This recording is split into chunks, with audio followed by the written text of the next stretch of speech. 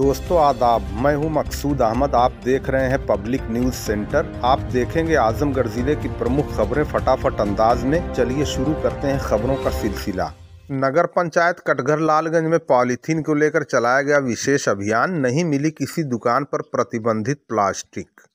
नगर पंचायत कटघर लालगंज में प्रतिबंधित पॉलीथीन को लेकर विशेष छापेमारी अभियान चलाया गया, जिसमें उप जिलाधिकारी लालगंज SN त्रिपाठी, तहसीलदार लालगंज उमाशंकर त्रिपाठी, नायब तहसीलदार लालगंज पंकज शाही, अधिशासी अधिकारी नगर पंचायत कटघर लालगंज रामवचन यादव तथा पुलिस बल के साथ नगर पंचायत के कर्मचारी उपस्थित रहे। आज शुक्रवार को चलाए गए इस अभियान में लगभग 10 दुकानों पर छापेमारी की गई, परंतु किसी भी दुकान से कोई प्रतिबंधित पॉलीथीन प्राप्त नहीं हुई।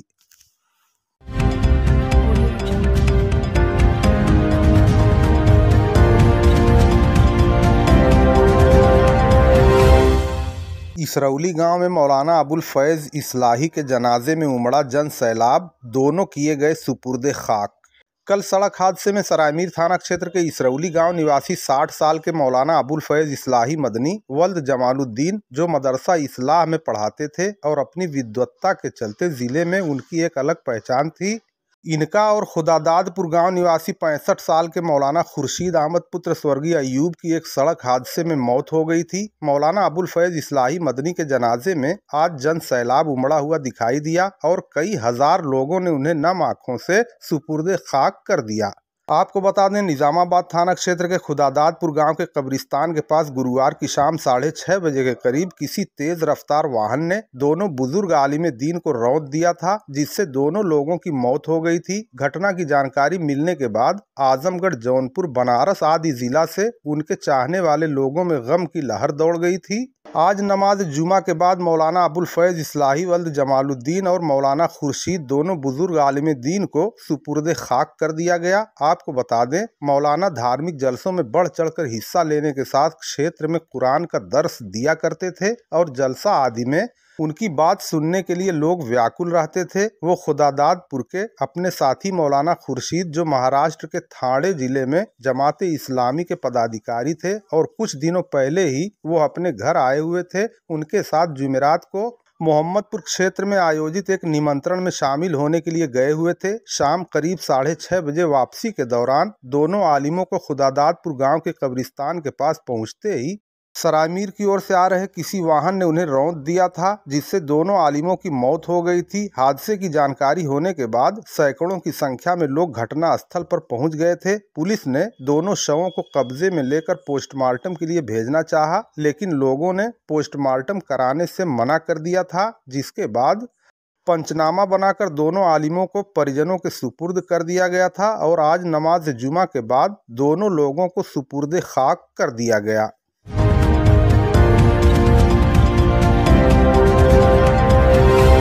लालगंज में विकास मंच के तत्वाधान में लालगंज को जिला बनाने की मुहिम हुई तेज।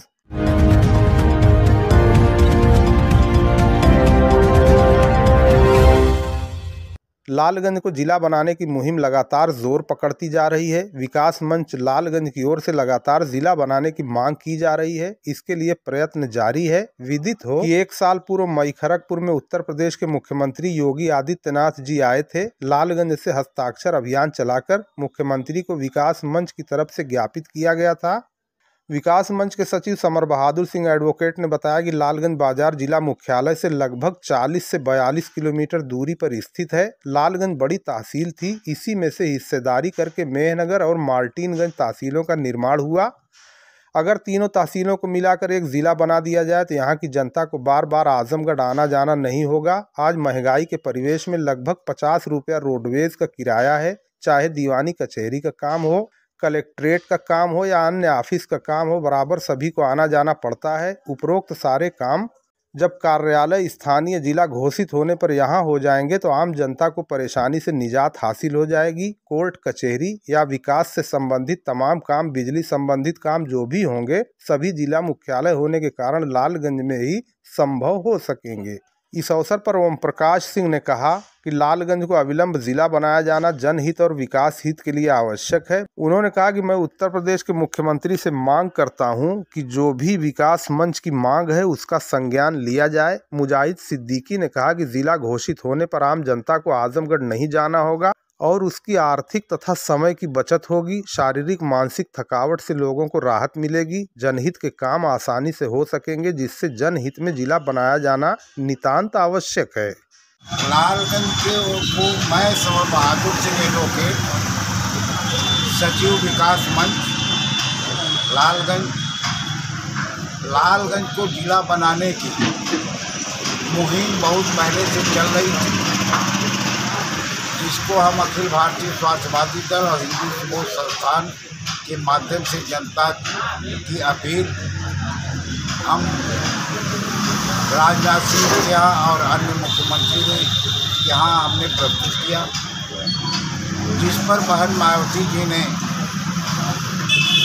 अच्छा कदम उठाते हुए लालगंज को जिला बनाने की घोषणा करने का मन बनाई और जीरीपुर ग्राम में अपने आने के बाद लोगों को यह बहुत उम्मीद थी कि लालगंज को जिला बना दिया जाएगा, जैसा कि उस समय जो है वो लखनऊ से अमर उजाला से समाचार भी निकले।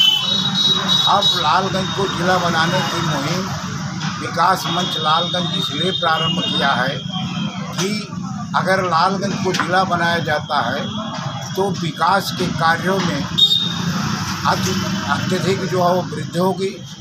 लालगंज में जो है वो शासन की तरफ से रेलवे को दे दिया गया है।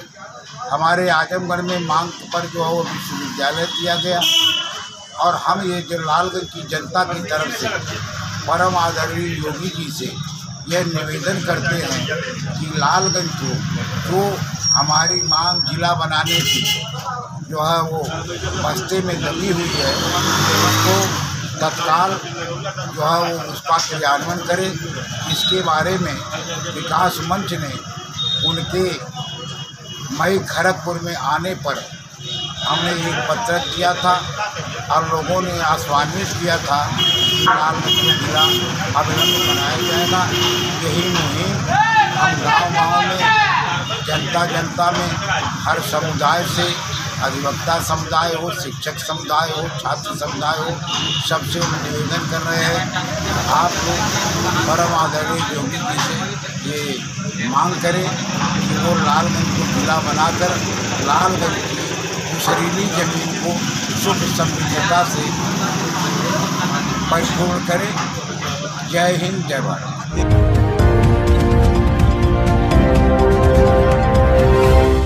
आजमगढ़ में हिंदुस्तान के ब्यूरो चीफ शर्मिल चंद्रा का विदाई सम्मान समारोह किया गया आयोजित।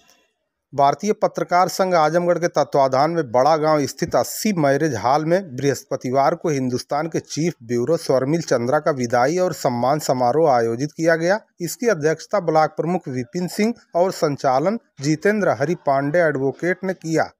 इस अवसर पर उन्हें शाल और मोमेंटो देकर सम्मानित किया गया। विदाई समारोह में हिंदुस्तान के चीफ ब्यूरो शर्मिल चंद्रा ने अपने 12 साल के अनुभव को साझा किया। उन्होंने कहा, स्वच्छ और निष्पक्ष पत्रकारिता करना उनका उद्देश्य है। यह आजमगढ़ ऊर्जावान भूमि है, यहाँ के लोगों में कार्य करने की क्षमता अधिक है। आजमगढ़ के लोगों ने काफी मान और सम्मान दिया है, उसे मैं कभी नहीं भूल सकता। भारतीय पत्रकार प्रदेश संघ के अध्यक्ष मोहित बजाज ने हिंदुस्तान चीफ ब्यूरो शर्मिल चंद्रा के लेखन और स्वच्छ पत्रकारिता पर विस्तार पूर्वक जानकारी प्रदान की।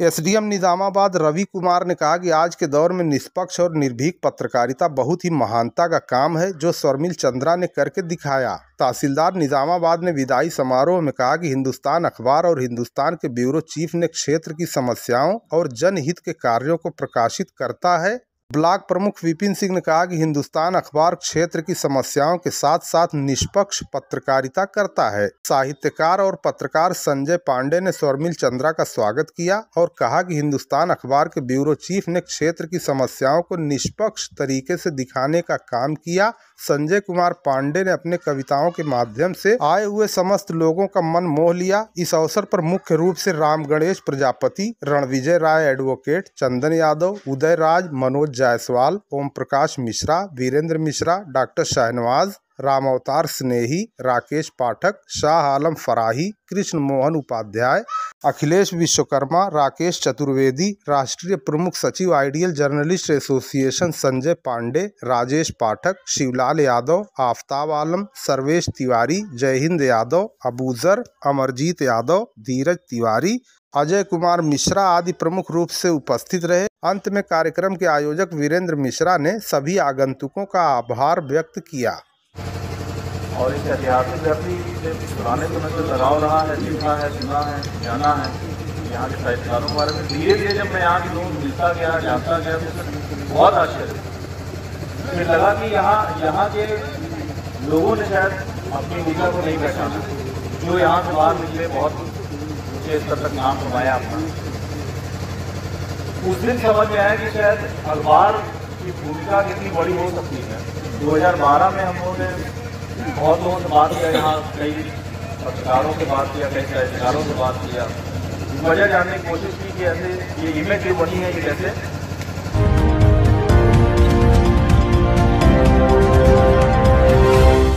गोगही गांव में बिजली विभाग ने कैंप आयोजित करके 17 उपभोक्ताओं से 50,000 रुपए की वसूली की।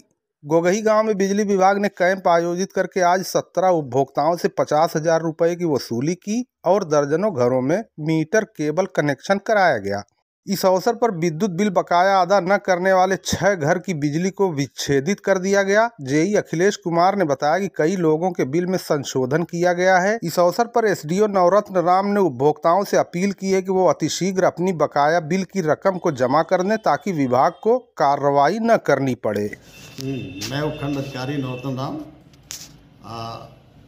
समस्त बकायेदारों से अपील करता हूं कि अपने बकाये पैसे को जमा कर दें, अन्यथा बेवजह जो है डिस्कनेक्शन करवाना पड़ेगा, धारा 3 की नोटिस देकर धारा 5 रिसीव कराना पड़ेगा और इन कार्रवाइयों से बचने के लिए अपना पैसा जो है समय पर जमा कर दें।